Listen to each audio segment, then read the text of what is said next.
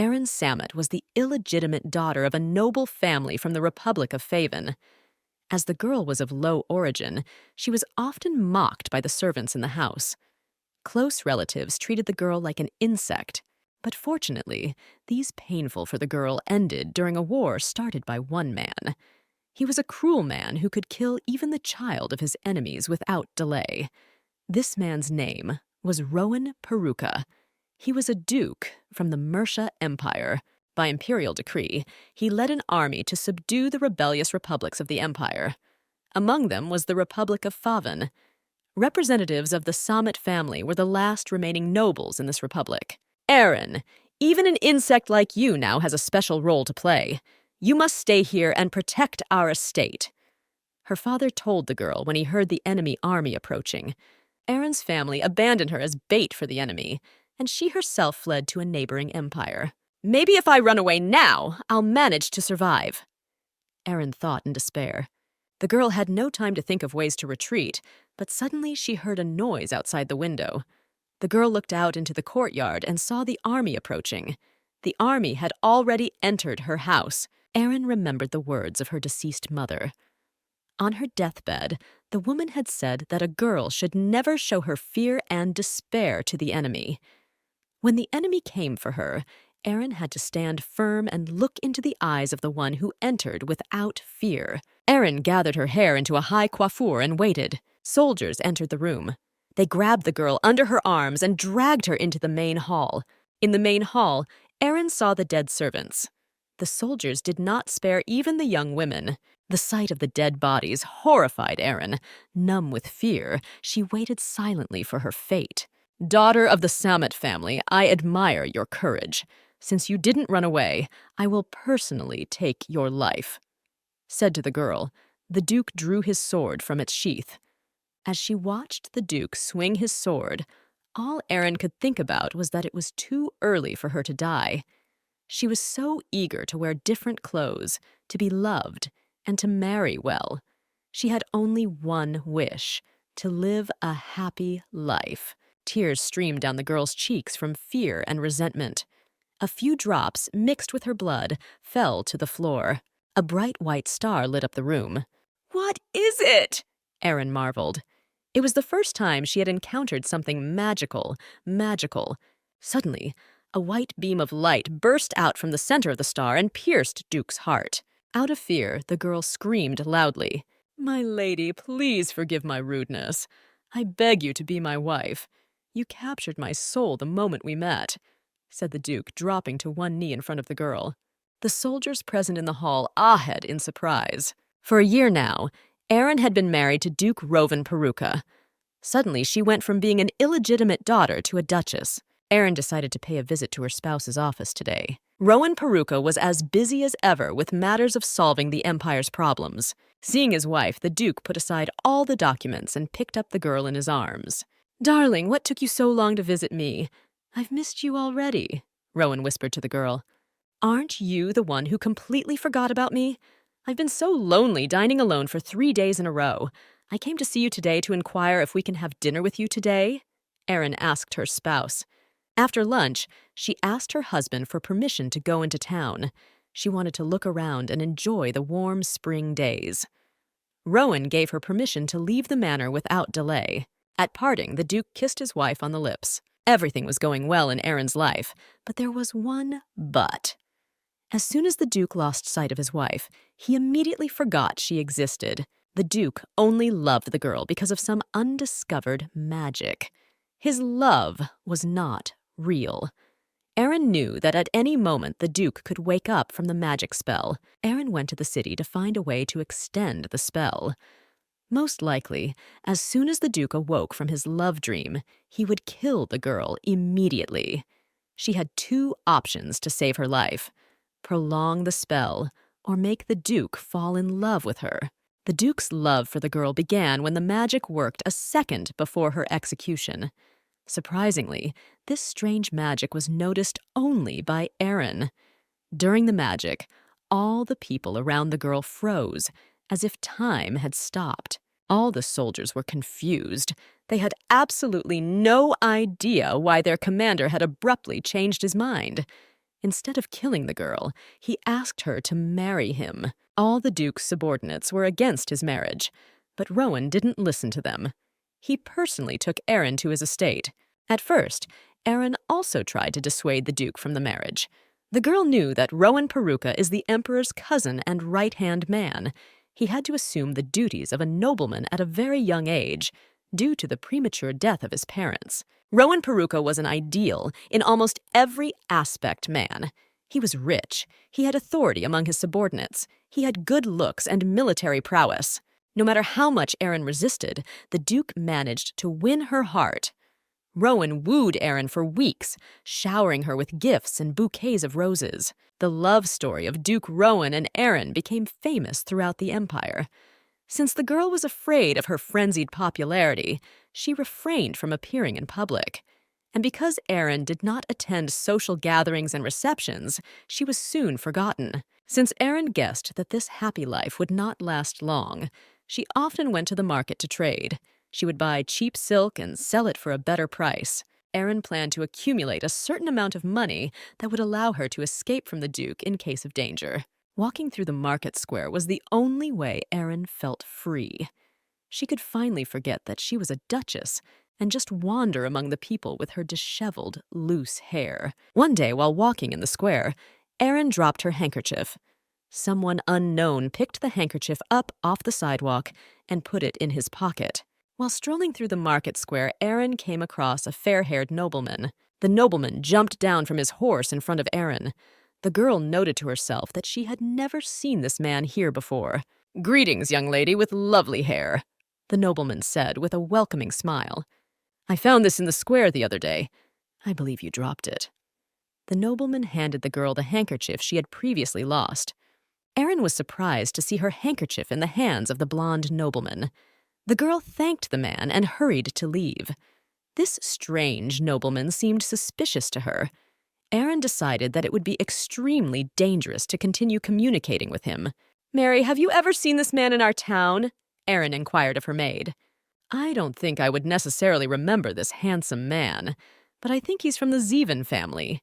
There's a rumor going around town that the son of that family recently returned from studying abroad. They say he's very handsome, but unfortunately, he's a desperate womanizer." She looked out the carriage window and saw her husband surrounded by guards. He was scheduled to visit the city today. Aaron hurried to hide in the bottom of the carriage. One of the Duke's guards approached the carriage and asked Mary if she knew where her mistress was now. "I don't know where the Duchess is now. I asked her permission to take the carriage because I decided to do some shopping. With a carriage, you can get the goods you need for the house much faster," Mary explained to the guard. The maid's behavior seemed suspicious to the Duke. He approached his wife's carriage and opened the doors. Aaron froze in fright. The girl understood that her behavior in the eyes of the Duke looked strange, so she hurriedly portrayed a joyful face and threw herself on her husband's neck. Suddenly, the Duke drew his sword and put it to the girl's neck. "Damn, did the spell lose its power so quickly?" Aaron thought fearfully. Looking into her husband's annoyed face, Aaron whispered his name. The Duke immediately became more sympathetic and hugged the girl. He admitted to Aaron that he thought a large dog had attacked him. "I took Mary with me to town because I wanted to get my affairs straightened out as soon as possible. I hid in the carriage because I didn't want to show myself to you like this. Could you explain everything to the knights instead of me?" asked Aaron to her consort. "It's okay, honey. You're beautiful in every way," said the Duke and kissed the girl on the forehead. One day, Aaron learned that if you get to the top of a high mountain, you can get to the witch's forest. On horseback, the journey will take all day. But be warned, they say the witch's forest is very creepy. Mary, her maid, warned the girl. "I can't figure out what it is that you're so interested in that forest," Mary asked. Aaron had to lie that she had read about that forest in books about witches. She wanted to know if what was written there was true. Aaron's mother was a wandering gypsy. She was beautiful in appearance and could create amulets and predict fate. The woman was gifted in the mystical arts.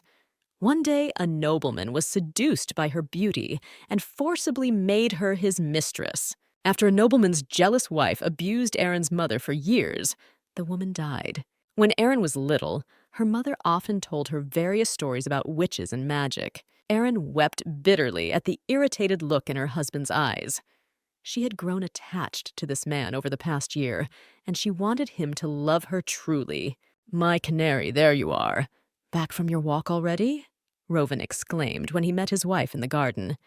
"My love, have you been crying? Who dared to offend you?" asked the Duke when he noticed the tearful eyes of his wife. Suddenly, the Duke dropped to one knee in front of Erin. "My little bird, I don't know what has saddened you, but I hope that in my arms you will be full of happiness and not tears. Always remember that I love you," the Duke said in a gentle voice.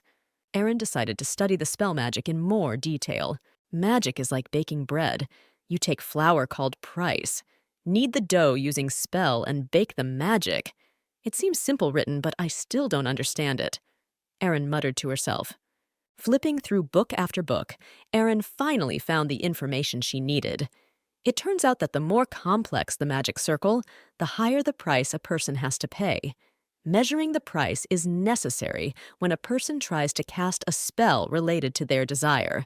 I don't really know what that description says, but I have to draw a magic circle, Erin decided and slammed the book shut. To begin, Erin needed to grow some types of flowers. With this request, she turned to her maid. She needed a small plot of land. Also, the magic circle drawn on the ground could be quickly destroyed. Erin realized that if she was caught drawing a magic circle, or if they found sheets of such in her papers, she would be immediately burned at the stake as a witch. Erin drew the magic circle in detail for almost 2 months. At last, the work was finished, and now the spell could begin. "Can I help you, my joy?"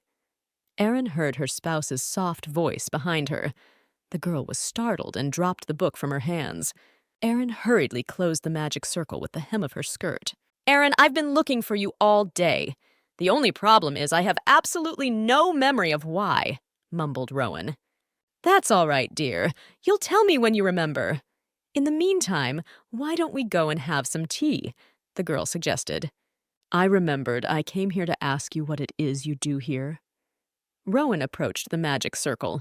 Suddenly, the Duke's face twisted with anger. "You do realize I'm not your dear spouse right now, right? Quickly spit out what you're doing here," the Duke demanded in an angry voice. "Do you really think that if I was plotting something against you, I could have let that magic disappear? You don't remember anything, but it happened when you were about to kill me." Erin screamed in despair. "That's right. I remember everything now. Despite that incident, now I can just kill you and put an end to everything," Rowan said in a cold voice. Erin stared at her husband in horror. It hurt her to hear such cold words from her always kind and gentle husband. "Well then, let me die without regret. Rowan, I love you, and there is no lie in those words," exclaimed Erin loudly. "Erin, dear, why are you crying again?" asked the Duke, grabbing the girl by the shoulders. Erin had her loving spouse back to her. "Because of you!" the girl shouted and clung tightly to her spouse. While the Duke was in good spirits, Erin asked him if he could start teaching her how to wield a sword. "I wanted to train for self-defense, but I guess it's not for me," thought to herself to a panting Erin. "Erin, I want your heart to belong only to me," Rowan whispered, hugging the girl. Erin pulled out of her spouse's embrace and pointed her sword at him. "I've already given you everything I had. All I have left is the life you had mercy on," the girl exclaimed. "I'm glad you understand that. Then also understand that no one survived after pointing a sword at me like that." Rowan's demeanor changed dramatically again. Rowan came to his senses for the first time since his first wedding night with Erin.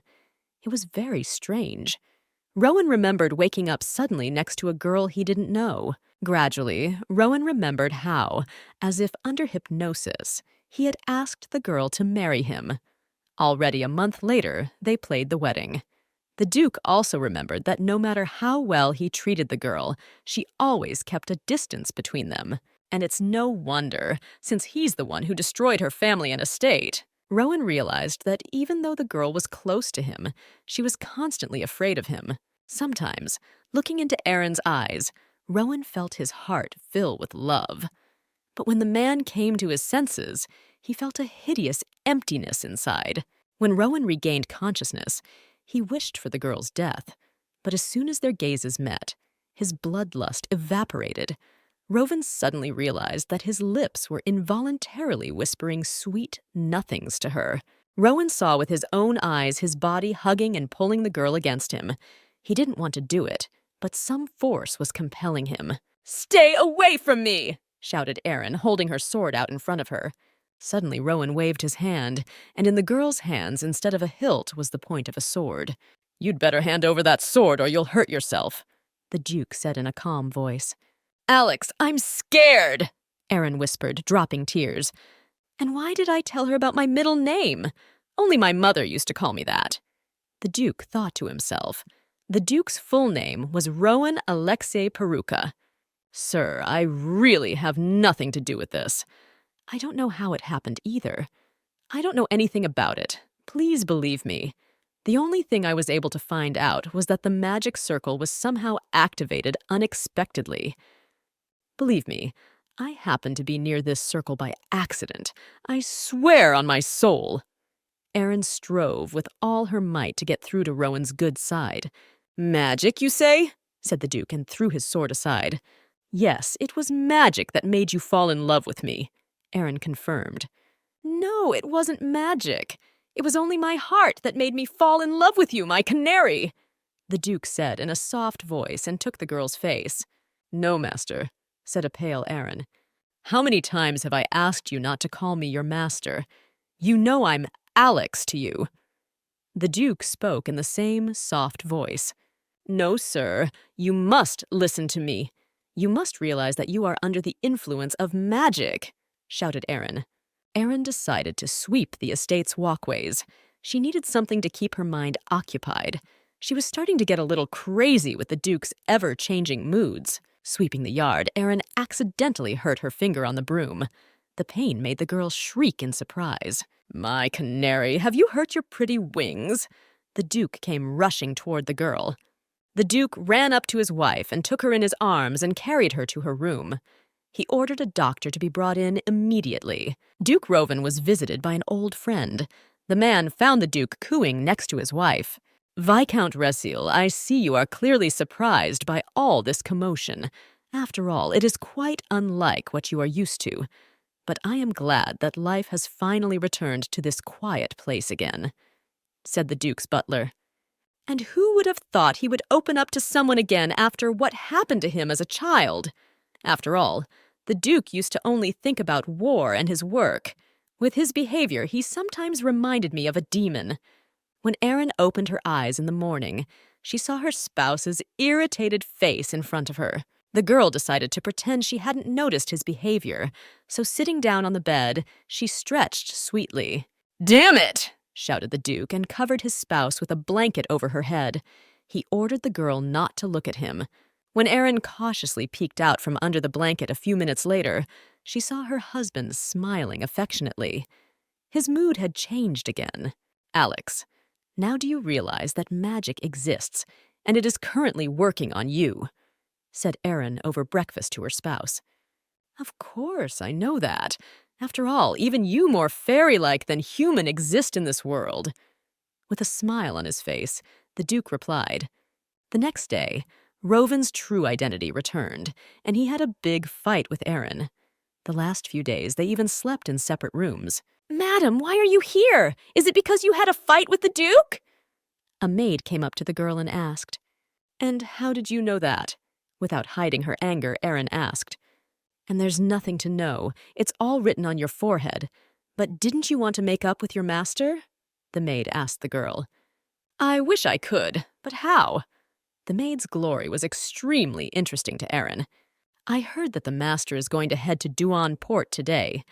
Shouldn't you follow him? I'm sure he'll be happy if you also come to the port. I'm not quite sure he'll be happy to see me, but I can observe him from afar. I'll try not to bother him or distract him from his work. If I'm lucky, things will go smoothly," Aaron said thoughtfully. This was Aaron's first time visiting the port, so she was surprised at every little thing. "Mistress, Look at the beautiful view here. You will immediately cheer up after walking around this wonderful place." Mary the maid exclaimed joyfully. "Mistress, look, there's that man over there," said Mary, pointing her finger in a direction. Turning her head in the direction Mary was pointing, Erin saw the fair-haired nobleman she had met earlier in the market square. The blonde-haired nobleman also noticed the familiar girls, so he hurriedly approached them to say hello. "My lady, our meeting was clearly fated. Will you tell me your name? My name is Viscount Caine Zavan. I am the second child of the Zavan family." The fair-haired nobleman introduced himself. Erin replied to Caine that she was in a hurry and had no time to talk to him. The girl grabbed her maid by the arm and hurried as far away from the Viscount as possible. "My lady, wait! Have I done something to offend you? Why do you always run away from me?" the Viscount shouted after the retreating girl. Suddenly, Erin heard excited female whispers around her. The ladies in the harbor were whispering that some ethereal beauty was coming. Turning at the whispering, Erin saw her spouse. The man was smiling affectionately at someone. As the crowd parted, Erin saw her husband kissing the fingers of some blonde girl. Who is this girl to my husband? Why is he smiling so gently at her? How long have they known each other? Erin began to wonder. "Why would she come here?" a nearby Mary exclaimed in surprise. "Do you know this girl? What is her relationship with the Duke?" Erin demanded an answer from her maid. "Oh, yes, it's Lady Paladin along with Duke Peruka." Caine marveled. Lady Paladin took the Duke under her arm and laughed ringingly. Erin froze in place in amazement. She'd never seen Rowan smile like that at anyone but her before. There was no hint of bloodlust in his eyes. The girl hurried to leave the port, but suddenly the Duke called her by name. "What are you doing here?" Rowan asked irritably. "Of course magic doesn't work now, since he's around the girl he really likes. I'm screwed!" Erin thought in horror. "Darling, do you know each other? Who is this woman?" Lady Paladin came up to the Duke and put her arm around his waist. "Oh, and that girl is even cuter up close. But what is her relationship with the Duke? Why is she hanging on his arm? I need to calm down now. I can't let the people around me know that I'm the Duke's wife. This information will lead to a huge scandal."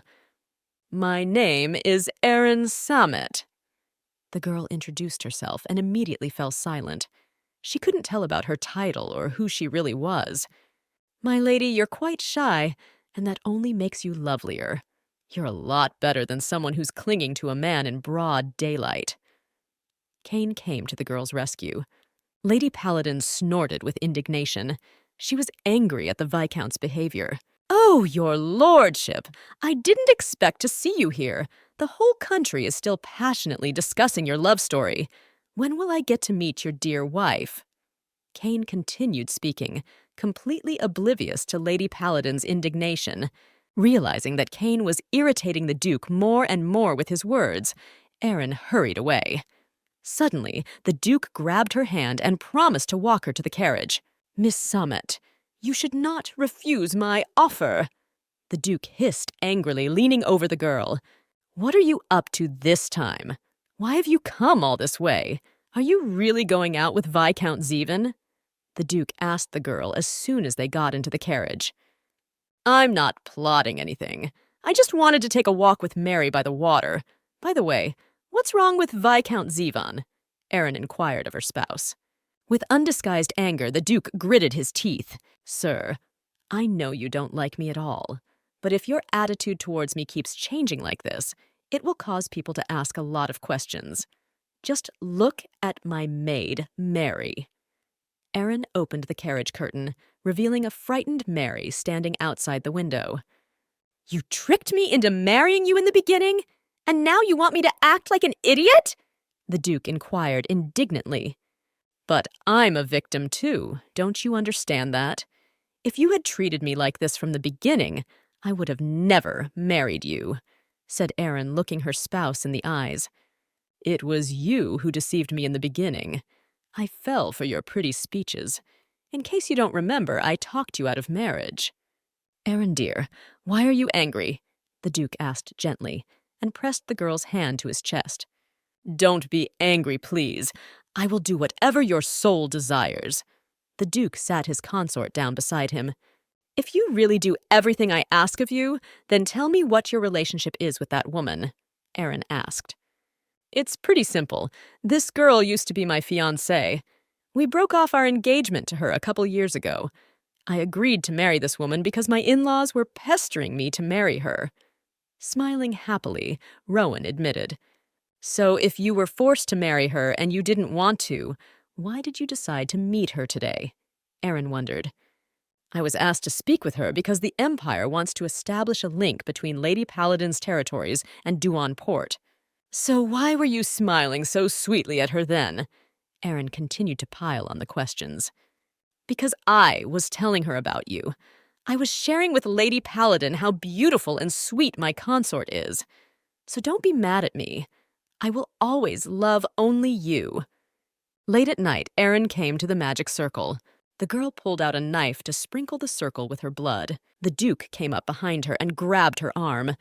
But it was too late. The girl managed to cut her palm. Blood spurted. A few drops hit the center of the magic circle. That evening, Rowan could not sleep, so he went in search of his wife. The guards told him that they had seen the lady go to the greenhouse. In fact, Rowan knew from the beginning that Aaron was not particularly clever, and most likely did not have any power to use magic or charms. The Duke also guessed that the girl had managed to love him and would never harm him. The Duke had thoughts of sending his wife to a place where he would never see her again. She was no use to him anyway. The only thing that stopped him was that he felt extremely strange around her. He needed to sort out his feelings. Strange. Nothing happened. And I distinctly remember the magic circle in my house going off when blood dripped from my busted lip onto it. The girl whispered in surprise. I ask you, what are you doing now? Without hiding his irritation, shouted the Duke. I came here to check something out. I thought I could resolve the situation, but it didn't work out. I beg you to spare my life this time, too, asked the girl to the Duke. I will not kill you. The pride of a knight is not lacking in me. I will not kill the one I married, the Duke said in an emotionless voice. This time, I'll believe you that it wasn't you who used magic. You look too stupid and your brain is a sieve. You couldn't have thought of that. By the way, I'm the one who's in constant danger from being under the spell. The Emperor would never turn a blind eye if it became public. So please stop doing outrageous things and start behaving as befits a duke's wife already. Caine, what are you thinking about? Viola asked the Viscount. Have you ever seen the Duke of Peruka's wife? The Viscount inquired of the girl. That peasant girl from Faven? No, she rarely attends receptions. But the servants at Peruka's estate say her mistress is a commoner. She's short and has the most ordinary hair color. The only thing that makes her stand out is her bright green eyes. Green eye color, you say, is that it? Then arrange a lavish ball that even the Duke will want to attend. Caine ordered the girl. If the Duke attends the ball you've arranged, I'll be sure to reward you. The Duke was always trying to distance himself from Aaron, but as soon as he thought of her, he was immediately drawn to her. He wanted to erase his wife from his memory, but he couldn't. Rowan forbade his wife from approaching him or entering his office, but it didn't help much. Hey you, if you find out anything more about that spell, make sure you tell me. Don't ever, ever do anything on your own. You're always doing something stupid. You could hurt not only yourself, but me as well. The Duke asked the girl one day. As the girl was troubled with thoughts of Lady Paladin, she asked her maid Mary to tell her of the Duke's engagement. I know that past generations of both families were close in friendship. As a result, the Duke and Lady Paladin were engaged from an early age. When the Duke broke the engagement, the Paladin family moved to the capital. To be honest, I'm not sure there was any romantic relationship between Lady Paladin and the Duke. He paid absolutely no attention to her. That's why I was surprised when I saw them together. The Duke is a very cold person, so I never thought he could fall in love with someone at first sight. You are the only one who has won his heart. Physical labor always calmed Aaron down, so she went to the greenhouse to clean up the place. As he passed the greenhouse, Rowan noticed that his wife was working there. The Duke tapped the glass irritably. Quickly answer me. What are you doing there? Where has your pride as a duke's wife gone? Rowan demanded. You'd better look at yourself, replied Aaron's spouse. What's wrong with me? What are you talking about now? Rowan wondered. If you really value your pride, you should not address your spouse as, hey, you. Promise me you'll only call me by my first name from now on. You know it, don't you? The girl asked. Your other self, Alex, always calls me my dear Aaron. You should also show me respect. If you continue to treat me badly, I will leave you. The irritated Duke stormed into the greenhouse. My canary, where are you going to go without me? I won't forgive you if you leave without telling me, Rowan said softly, pulling the girl close to him. Alex, are you really back? Overjoyed, Erin threw herself around her spouse's neck. She hadn't communicated with the second eye of the Duke for a long time. She really wanted to hear affectionate words in her address. She was tired of seeing Rowan's irritated face. Don't tell me you were cleaning the greenhouse just now. What if you hurt yourself again? If you're so eager to clean, we'd better do it together. Rowan looked at his spouse again with loving eyes. What about your pride? Aaron asked incredulously. My pride would suffer a lot more if I let my wife do physical labor. Aaron had always been amazed at how many books were collected in the library of Duke Peruka's estate. She knew that all these books had been purchased by Rowan's parents. Unfortunately, they had passed away when he was still young. Rowan grew up cold and unapproachable as he fought battles from a young age. There was never anyone to comfort him. The girl already knew that in this library, the topmost shelf held books about magic. The girl climbed onto the stepladder and tried to reach the books. Unfortunately, she was not tall enough. Probably the shelves and the stepladder were designed for a duke. Suddenly, the stepladder staggered and the girl flew down. Aaron landed in Duke's arms. Get off me already! You're clinging to me like a leech, Rowan said irritably and pushed the girl away from him. Explain to me what you're doing here, Rowan demanded. The girl had to tell him that she wanted to get a book she was interested in. Aaron knew that if Alex were with her right now, he would definitely help her get the book. But Rowan was standing next to her, so she couldn't expect any help from him. Aaron got up from the floor and climbed back onto the stepladder. Be careful. What if you hurt yourself? If anything happens to you, I won't survive it, Rowan exclaimed in a soft voice. Though the Duke's mood changed almost every minute, Aaron couldn't get used to it. She liked it when Alex was near her, and she was frightened when Rowan suddenly appeared. In the first weeks of living at the Duke's estate, Aaron had an extremely difficult time emotionally.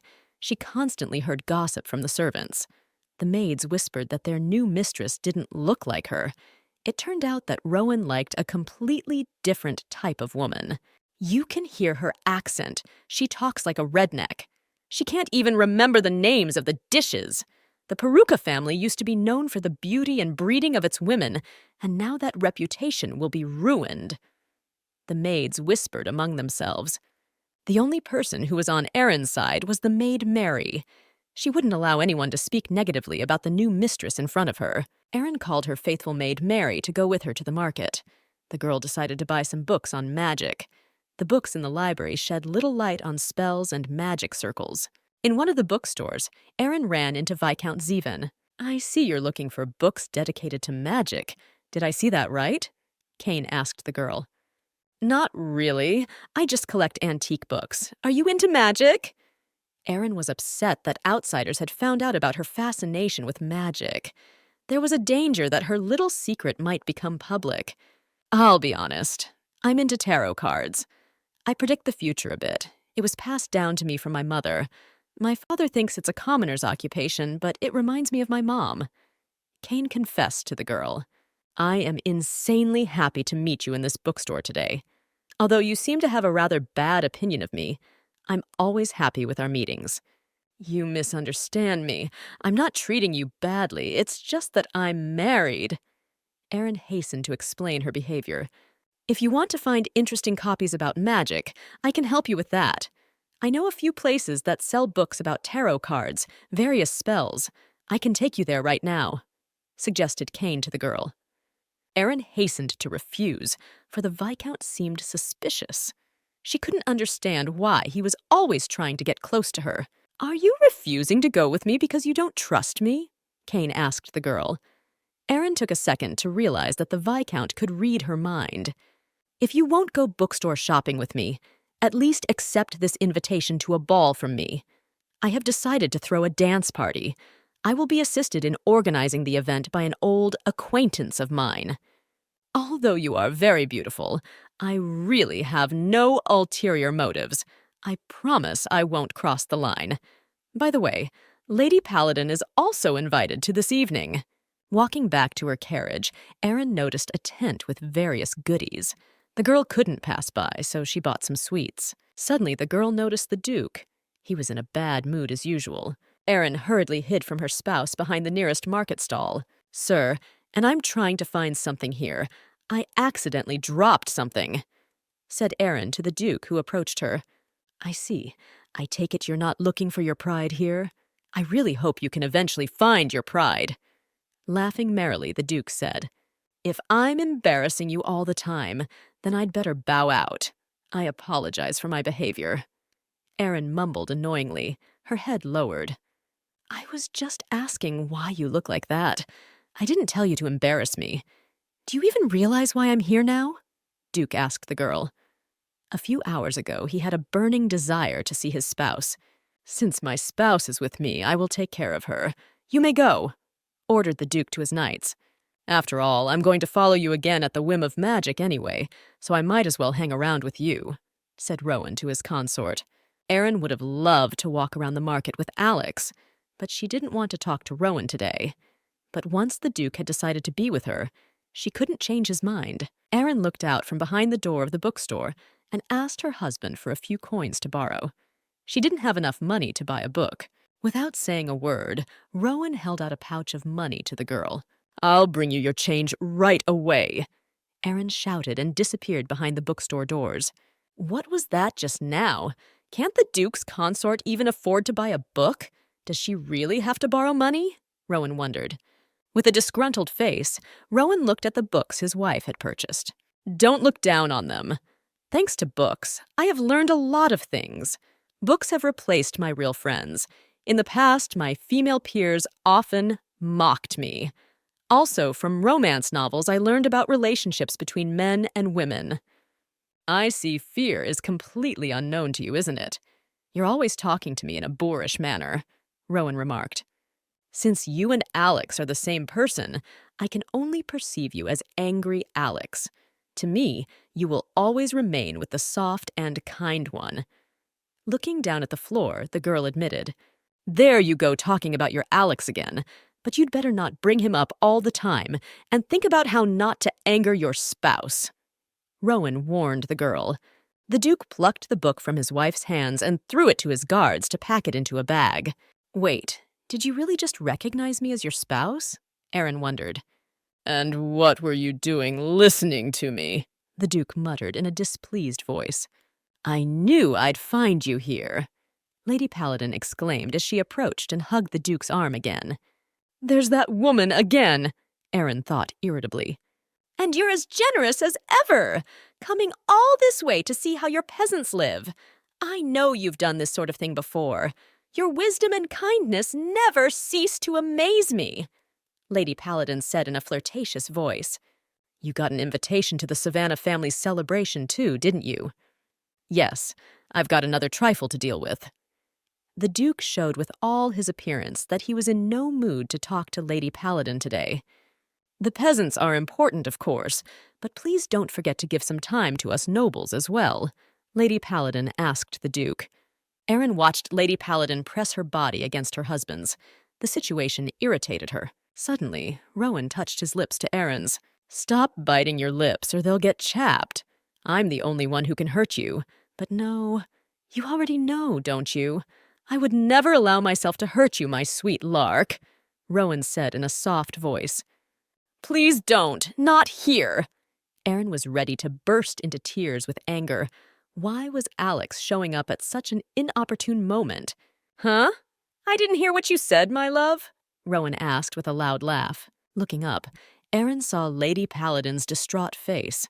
The woman was probably still in love with Rowan. After rereading all the books she had bought about magic, Erin still couldn't find answers to the questions that plagued her. Erin asked her maid Mary to bring her all the invitations that came in her name. The girl decided not to avoid her duchess duty.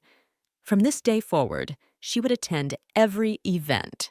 The girl refused to attend balls and receptions because her debut in high society could not be called successful. Erin was afraid that even here the nobles would not accept her into their society. The Duke asked his butler to bring him his wife's book of expenses for the year. I dare report to you that we simply do not have such a book. Not only has Milady not attempted to increase her funds, but she has not even used the money that was set aside for her. The butler reported, All the clothes and jewelry my lady wears were given by you. The maids told me that mistress is not eager to acquire new things. Erin, what are you doing now? Asked Rowan, entering his spouse's room. The girl told him that she had decided to try on a new dress. By the way, and I was wondering if you would accept an invitation to the Savannah family's celebration, Erin inquired of her spouse. Rowan answered her that he would have to do so since it was the debut ball. It is etiquette for a married couple to attend a debut ball together. This applies to the debutantes themselves. The couple with the highest status performs the first dance and opens the ball. And if they don't have a partner, traditionally they dance with someone of similar status. Erin was obligated to attend this ball. If she did not attend, Lady Paladin would dance with the Duke. I know you are not fond of such festivities, so you may not go there if you don't want to. The Duke walked over to his spouse and hugged her gently. Won't you be angry if I don't fulfill my duties as Duchess? Erin inquired of her husband. Rowan answered her that such trivialities were of no concern to him. Alex, please promise me that if you don't like anything about me, you will tell me right away, asked Erin's spouse.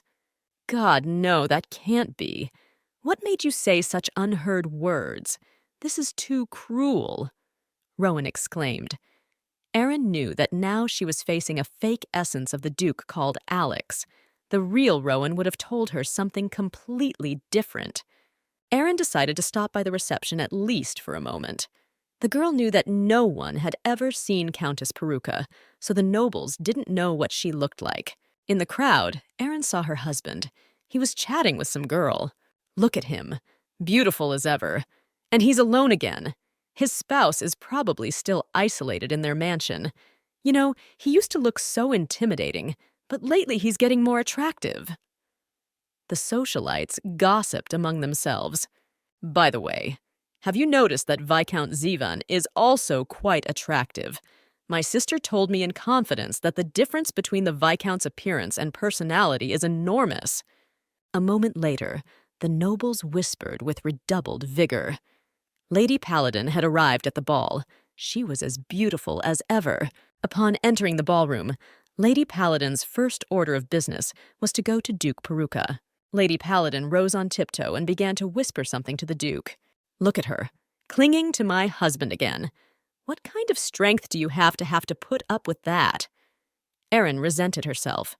The girl saw her consort and Lady Paladin head toward the balcony. Oh, just as I thought. They obviously have a special relationship. Well, what did I want? They look great together.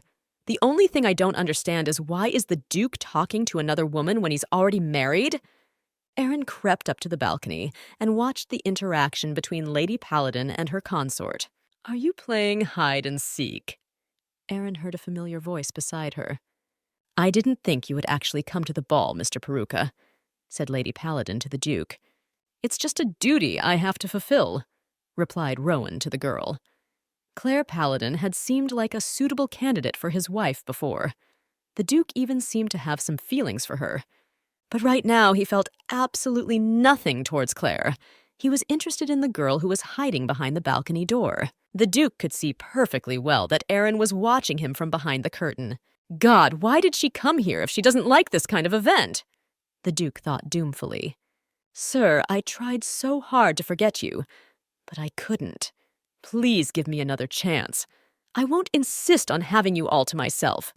I just want to spend at least some time with you, exclaimed Claire, grabbing the Duke's hands. Enough, the Duke said in an irritated voice and released his hands. I explained everything to you at the very beginning. I only agreed to the engagement so that the Emperor would stop telling me to marry. Yes, I broke off the engagement, but I've paid enough for it already. At this ball, I'm here for decorum, not you." Not wanting to listen to Lady Paladin any longer, Rowan hurriedly left the balcony. As he entered the hallway, the Duke saw his wife sitting on the floor. Viscount Zeven was on one knee beside her. The girl did not expect someone to sneak up on her from behind. When she heard the Viscount's voice, Erin fell to the floor in fright. Apologizing constantly, Caine helped the girl to her feet. Erin asked him not to tell anyone about what he had just seen here. "Well, in that case, I can pretend like we just met. I'm a wizard, you know. I can do all sorts of things, so I really didn't see you fall." With a smile, Caine replied to the girl, "By the way, I want to give you the card of a terrific bookstore. They sell rare books on magic there." Caine held out a small piece of paper to the girl. "Do you have some business with my consort?" Duke asked irritably to Caine, pulling Erin close to him. "My apologies. I didn't mean to offend you in any way," Caine said, bowing his head low to the Duke. Without saying a word more, Viscount Zeven went to the ballroom. "Sir, could you pretend that you absolutely don't know me? I don't want to draw attention to myself," Erin whispered to her spouse. "Why would I do that after you followed me? Why did you do that? Did you want to see me? You should be ashamed of yourself, Erin," reprimanded his spouse, the Duke. The girl's eyes filled with tears with resentment. "Okay, don't cry. We're going home now." In a smooth, unemotional voice, the Duke said, "Duke Peruka, are you leaving already? There are still many people here who would like to meet you. At least tell us who this beautiful lady beside you is," Count Savannah asked the Duke. "Who else would I let be by my side? Meet my young and lovely consort," the Duke announced loudly. "It is a pleasure to welcome you, my lady. I am Count Born Savannah." The man introduced himself. The Count noted that the gossip didn't lie. The girl looked beautiful. "What kind of nonsense are you talking about? Are you visually impaired, Count? And that is not what the rumors say at all. My consort is far more beautiful than people gossip about her. There are not enough words in the world to describe her beauty," exclaimed the Duke. Erin realized wistfully that the good-natured and mild-mannered Alex had suddenly reappeared outside. Listening to the admiring odes that the Duke sings about his wife, those present at the ball gasped in surprise. Erin understood that the Duke was ruining his reputation with his behavior, so she asked him to return home as soon as possible. Suddenly, Erin was surrounded by a crowd of society ladies. They wanted to meet the Duchess of Peruka in person. "What do you think you're doing? My wife is not in the mood to meet you today. Can't you see you are frightening my little canary with your behavior?" The Duke covered his wife from the intrusive ladies with his body. Rowan had been sitting silently across from his wife for several minutes now, drilling her with his gaze. "Sir," Erin flew by, "you'd better shut up. From this day forward, you are forbidden to leave the house. You will be locked up until the magic is completely dispelled," Rowan said in a tired voice. "And why did you only take a carriage and go to that damn ball? It was okay in the beginning, though. No one saw me. No one paid any attention to me at all until you gave away that you knew me," Erin objected to her spouse. "But that's not the problem. Don't you realize that? Have you gone completely insane? How can you be so stupid?" resented the Duke. "Please don't be angry with me. I'm very sorry for what happened. Forgive me for leaving the mansion in secret. It won't happen again." Erin had indeed been berating herself for hours now for going to that ill-fated ball after all. "Oh, are you remorseful? Then I'm sure you'll gladly take the chance, in silence, to reflect on your behavior. From this day forward, you are grounded. You are truly stuck in this cage like the most miserable canary." Smiling evilly, the Duke said. Mary noticed that her mistress was upset because of the quarrel with her husband. The maid brought the girl some chocolate. "Listen, this chocolate is so delicious and unusual. It's very sweet and has an unusual flavor," Erin exclaimed as she ate one candy after another. "I'm glad you enjoyed it. It's our chef's new creation. He made alcohol-flavored chocolate, which is a good mood booster." The maid explained to the girl. When all the candy was eaten, Aaron asked that a bottle of wine or champagne be brought to her. "Mistress, but you can't drink it all. Why do you need liquor?" The maid tried to reason with the girl. "Sir, the rumors about the lady are growing, and there is nothing strange about it. As for the palace, all eyes are on the prince's approaching wedding," reported the Duke to his secretary. "But you still keep your eyes open. These people might still try to pull something," Rowan warned the secretary. "I guess Lawrence is probably right after all. It's been a long time since my marriage became known, so my slightly unusual actions at the ball aren't much of a problem," Rowan thought to himself. "If I'm honest with myself, I don't really care what people say about me or how they see me. What worries me now is what I can't control. It annoys me to realize that I'm inevitably attracted to her." Rowan decided to go to his spouse to see how she was feeling. Not to say I'm curious, but still, when her room is silent, it tells me she's up to something, Rowan thought as he approached his wife's room. Suddenly, Aaron's bedroom door swung open and out popped a girl. She threw herself on her husband's neck. "Please say the magic word. Call me a name I like. Call me your canary," asked Aaron. Suddenly, Rowan caught a slight odor of alcohol.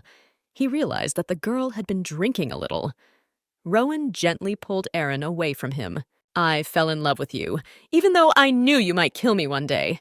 I thought you were going to be my Prince Charming on a white horse, but you ended up being this weirdo." Suddenly, Aaron burst into loud tears.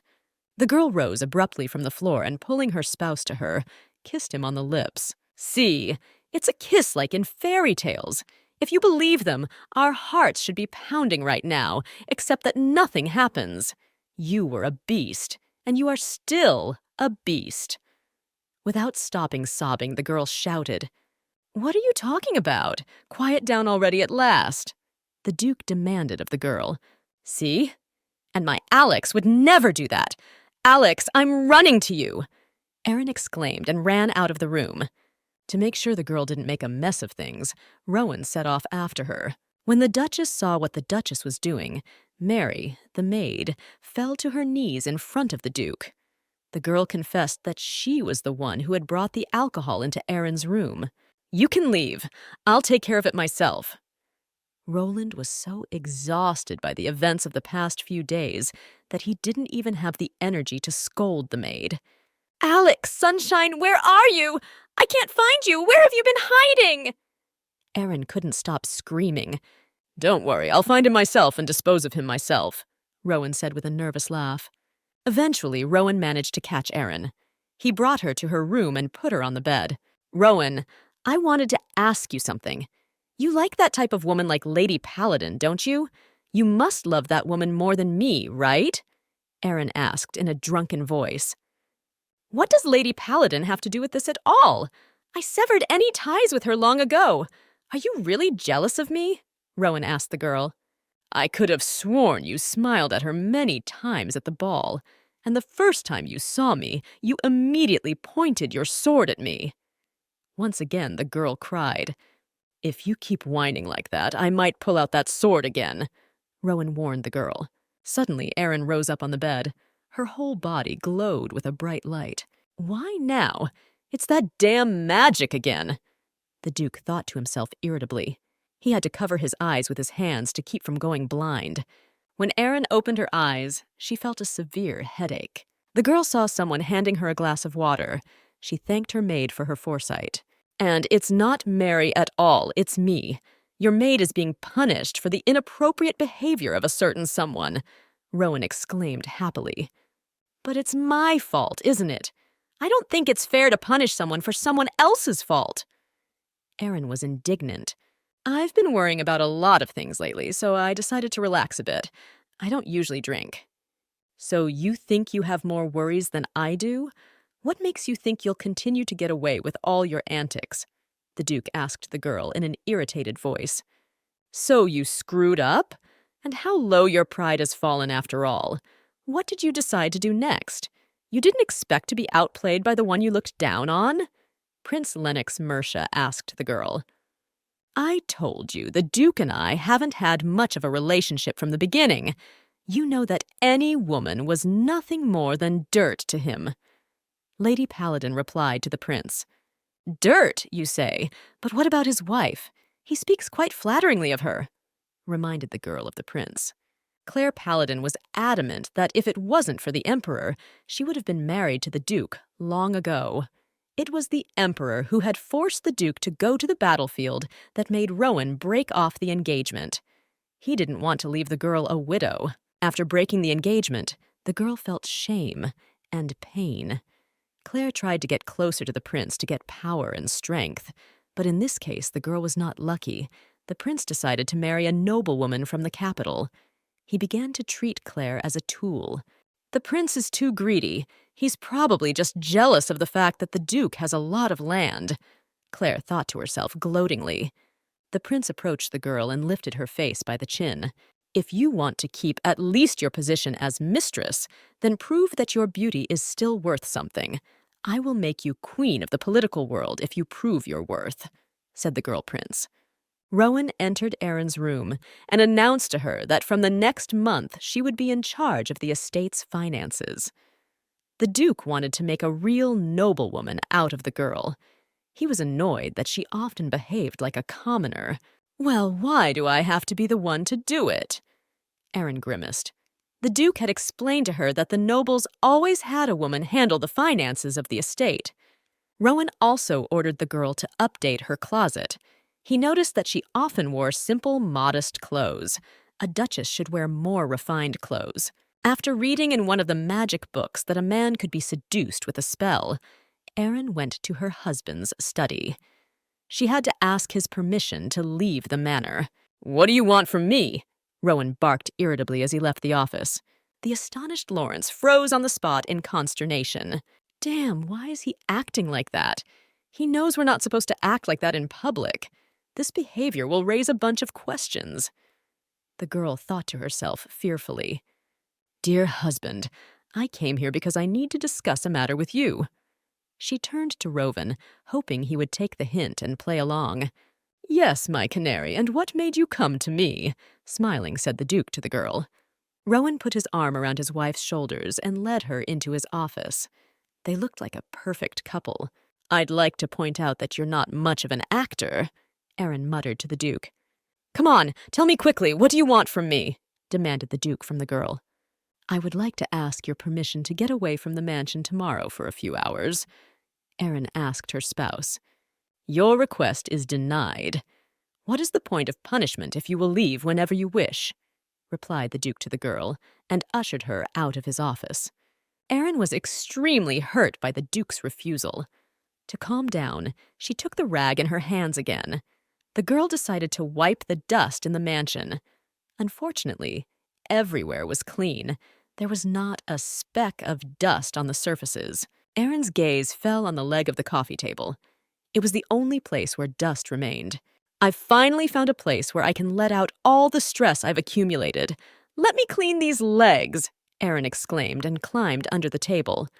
The Duke could see that his refusal had upset the girl, so he decided to come to her to discuss why she needed to leave the mansion. Rowan walked up to Erin's room and knocked loudly. There was complete silence behind the door. "Yes, why on earth doesn't she ever open up to me when I knock on her door?" The Duke exclaimed irritably and swung open the doors of the room. Bursting into the room, the Duke found the girl under the coffee table. "Hey, what's that you're doing in there? Are you okay?" Rowan inquired of the girl. "Yeah, it's all good. Did you want something?" Frightened, Erin replied. The girl knew that lately the Duke had been extremely annoyed when she started to do the cleaning. He believed that a duchess should not take a rag or a broom in her hand. The Duke squatted down and looked under the table. He motioned for the girl to get out. "So, why do you need to leave the mansion? What is it you decided to do?" Rowan asked as the girl climbed out from under the table. "Look at him, walking around here in his riding clothes. Probably walking around town, out in the garden, enjoying the sun." Erin thought irritably as she looked at her husband. "What's that on your head? Did you bump it when you climbed out from under the table?" The Duke pulled his wife to him and examined the abrasion on her head. Well, that hurts, Erin howled. She did hit the edge of the table when she got under it. Hold still. Don't move. Let me check your bump.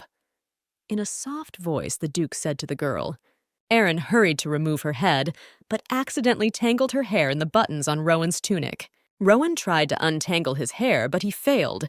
The strands wound even tighter around the buttons. What stubborn hair, just like its mistress, Rowan remarked. If you can't untangle them, the only other option is to cut them off. Don't worry, your hair is thick, so no one will notice if I cut one strand, Rowan said and pulled out his dagger. Rowan swung his dagger, and Erin's hair sprinkled on the floor. The girl was hurt by the fact that Rowan had cut off her long hair so easily. It was only a strand, but it hurt her. Rowan was surprised to note to himself that when he cut the girl's hair, the room filled with white light again. That was what always happened when magic began to work on the Duke. But this time, he felt no change in his body or thinking. This time, Alex did not appear in the room to calm his spouse with banal phrases. Rowan retained his clarity of mind. Most likely, the girl was upset not because I cut her hair, but because Alex didn't show up in the room with his consolation. Rowan decided to himself. Okay, I give up. I realize I was hasty in cutting your hair. How do I make it up to you now? Rowan asked the girl. What is true? You are not lying? Will you fulfill my every wish? Erin ran up to the Duke and stared intently into his eyes. Let me go out of the manor today, the girl asked. Erin remembered that on the 17th day of any month during the full moon, one can make a wish and it will surely come true. And today was the 17th day and the full moon. But why tonight? Besides, it will soon be dark, and I don't want to let you go out alone into the night, replied the girl's spouse. It's a full moon tonight, and I'm so excited to see the full moon reflecting in the lake. I have heard that the lake is very beautiful at night. I promise you that no one will see me there. Besides, I'm not going alone. I'm taking Mary and the guards with me. All right, I'll give you 3 hours and not a minute more. Since the Duke had promised his wife to fulfill her wish, he had to agree to her request. Arriving at the lake, Erin got in the boat and swam to the center of the lake. Erin closed her eyes and began to whisper the words of the spell. The girl really wanted her tender and caring Alex to come back to her again. The Duke's second self hadn't manifested itself for several days. Her lover's name used to come off her lips easily, but lately when she thought of him, she no longer saw Alex's kind and gentle face. More and more often, only the cold and cruel image of Rowan came to mind. Erin was well aware that Alex was just a part of Rowan that would never be real. According to the spell, the girl had to say her lover's name in the reflection of the full moon on the water. Erin bent down and whispered the Duke's full name. Suddenly, the boat tilted and the girl fell into the water. The Duke could not find a place for himself from excitement, so he went to the lake following his wife. As he approached the lake, he noticed the guards sleeping peacefully. Rowan also saw Erin sitting in a boat in the middle of the lake. The man guessed that this is exactly how it would happen. His naughty wife would go sailing on the lake on her own. Suddenly a strong wind blew in, which almost knocked the Duke off his feet. Mary screamed fearfully and ran toward the water. Duke saw the overturned boat and Erin's belongings floating on the surface of the water. Quickly throwing off his outer clothing, Rowan threw himself into the water. Rowan carried the girl to shore. Erin was unconscious. Rowan hurriedly gave his spouse CPR. Coughing, the girl opened her eyes. The Duke lifted his wife in his arms and carried her to her carriage. Rowan sat Erin in her carriage and covered her with a towel. The girl needed to warm up. She was shivering all over her body. Forgive me. It happened while I was looking around. You see, I was just looking at the reflection of the moon in the water, and a strong wind came up. It came out of nowhere, and the boat suddenly flipped over. Erin began to justify herself to her husband. You saved my life! Thank you very much. If it wasn't for you, I would have definitely died. Suddenly, the girl's eyes filled with tears. Shut up. If you're going to keep talking this nonsense, you'd better keep your mouth shut. You better tell me why the hell you went to the lake at night, the Duke said irritably to the girl. After hearing the real reason why the girl went to the lake, the Duke became even more angry. "Did I understand you correctly? You went to the lake on a full moon because some book said it would help you fulfill your wish? What if you had drowned?" The Duke raged. "You see, I searched so much, but I still couldn't find much about magic. I felt useless, so I wanted to try to do something on my own for once." The girl explained. "So you're finding it hard to sit back? But you've done almost nothing since the beginning. What's changed now?" the Duke asked his wife.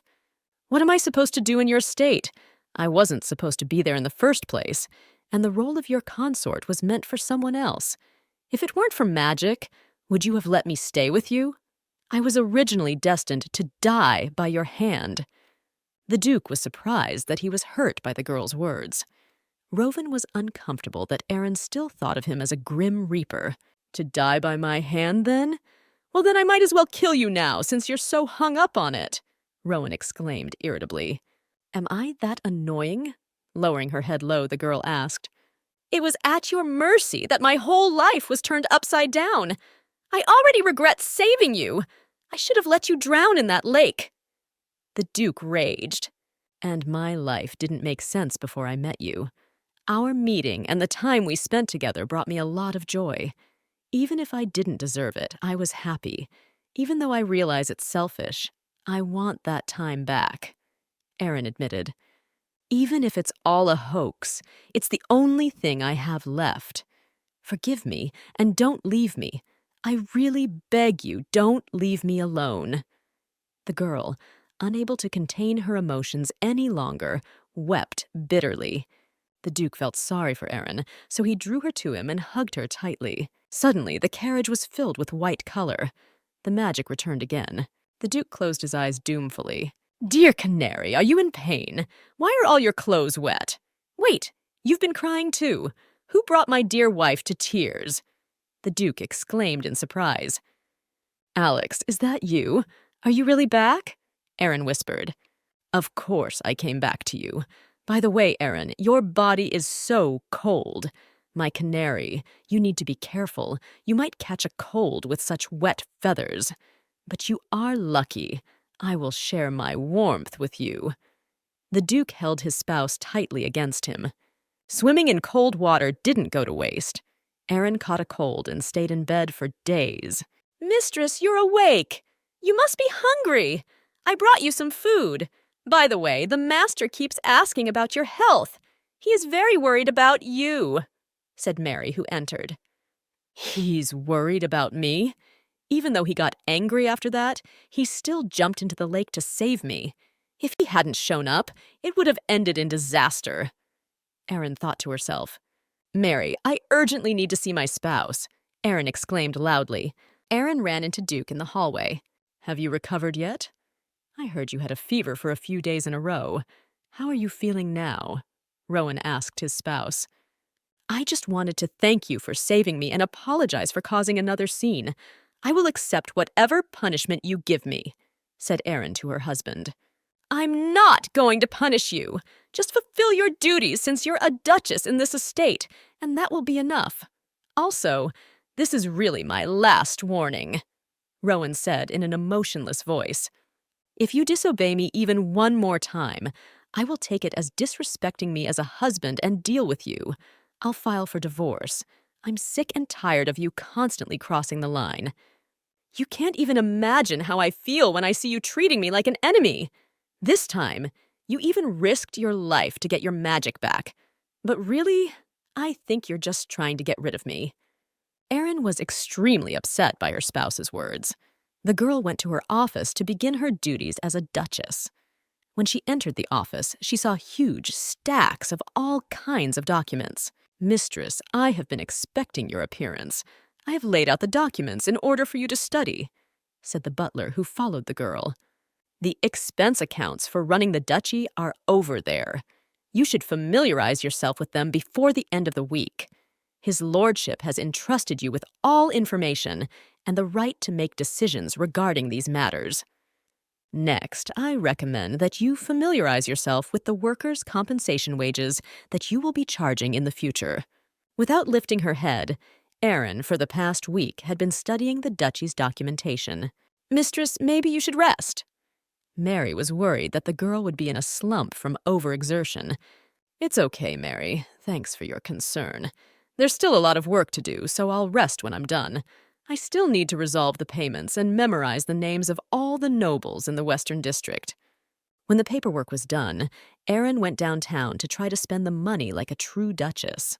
The girl was uncomfortable in her outfit, but it couldn't be helped. She had to live up to her status. The girl remembered that once at a ball, Viscount Zeven had given her a card for a bookstore that sold books about magic. So that the girl would not be recognized in the store, she asked Mary to pierce her hair and help her put on a veil. As she entered the bookstore, Erin noted to herself that there was an aura of luxury and sophistication in the air. The girl had never encountered such decoration in a bookstore before. It struck her as slightly suspicious. "Hello, dear Erin. It's been a long time since I've seen you." Caine came out of the bowels of the store to meet the girl. Caine asked his maid to bring a chair for Aaron. He introduced the girl to his maid as his good friend. "For some reason, my heart was pounding like crazy today. I suppose it foresaw my meeting with you, madam. It must be fate," said Caine to the girl. "I'm pleased to hear you call our meeting fate," Aaron replied with a smile. "Allow me to introduce you to a friend of mine. This woman is an expert in tarot cards and witchcraft," said Caine to the girl, and invited his acquaintance to come out to them. "What a rare visitor we have here." "It's a pleasure to meet you. My name is Juliana." A woman with bright red hair exclaimed as she entered the room. "It's nice to meet you too. My name is Aaron. Would you mind picking 3 cards in honor of our acquaintance?" Juliana asked the girl. "She seems to like you. She wants to predict your fate. Well, I'll leave you two alone. You can have a quiet conversation," whispered Caine in the girl's ear. Juliana laid out a few cards on the table in front of her. Erin noted to herself that the cards looked very familiar to her. She chose 3 cards without thinking. The first card means death and the end. I'm not sure if it's a bad sign, but you'd better be careful. By the way, I'd like to point out that tarot cards aren't my thing, and I specialize more in spells," Juliana admitted to the girl. With a slight wave of her hand, the woman drew a magical symbol in the air. "As soon as I entered the room, I immediately realized that you were surrounded by magic from head to toe. I had never seen such complex, thick magic before. There was clearly a high price to pay for it," said Juliana to the girl. "If you know about magic circles, then help me please," Aaron asked the woman. "I'm sorry, but magic circles are usually only known about by its creator. I don't know anything about your circle. The only thing I can tell you is that your magic isn't complete yet," replied Juliana to the girl. "With this magic circle, spells are easy to cast, but also easy to remove. And the purpose of the spell may be different than you imagine, and you should know that your spell is still in effect.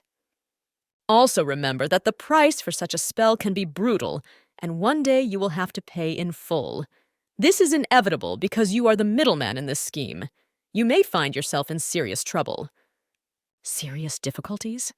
With the exception of this year, my life has never been easy. And this woman still says the worst is yet to come?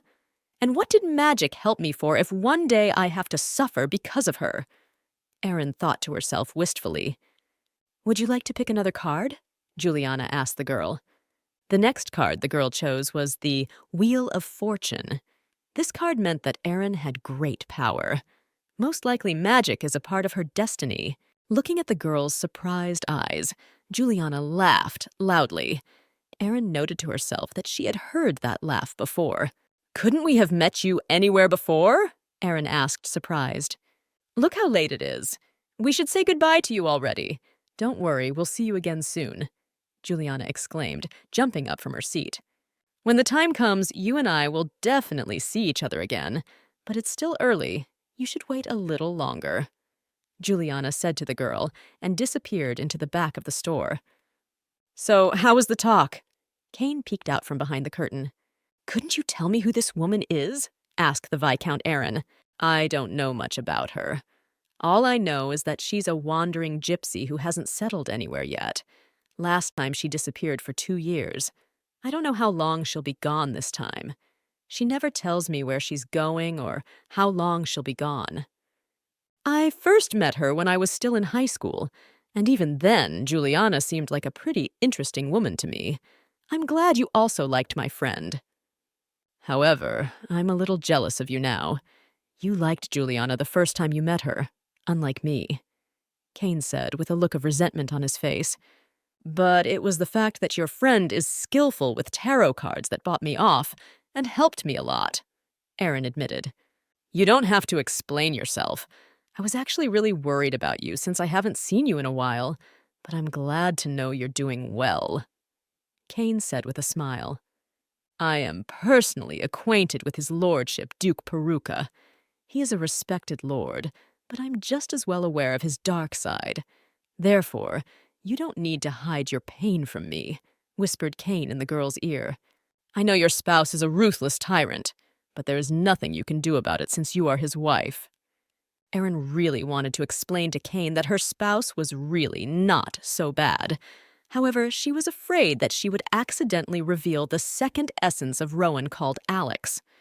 Erin decided for herself that she would continue to avoid Viscount Caine Zavan. Returning home, Erin thought about today's meetings. The girl had learned a lot about the magic circle and the spells that hovered around her. She could only hope that Juliana's words would not come true. After all, Erin had only recently learned what it was to truly live.